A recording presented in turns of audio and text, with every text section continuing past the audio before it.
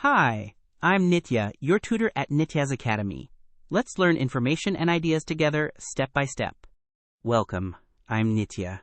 Information and ideas questions reward staying literal. Read the short passage closely, then ask one thing.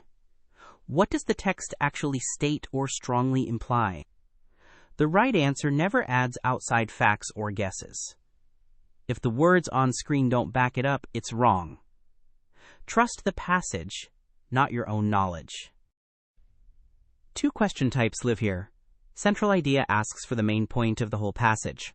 Detail asks for one specific fact.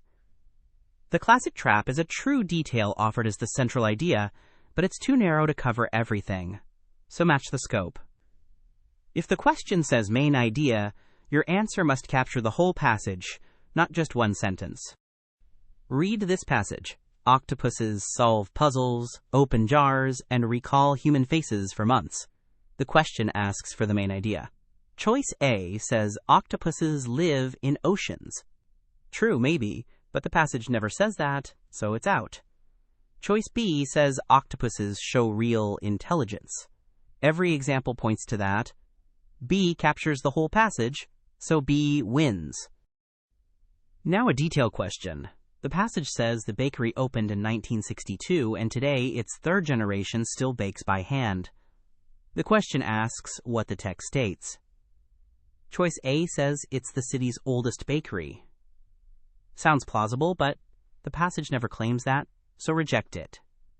Choice B says the family still bakes by hand. That's right there in the text, B.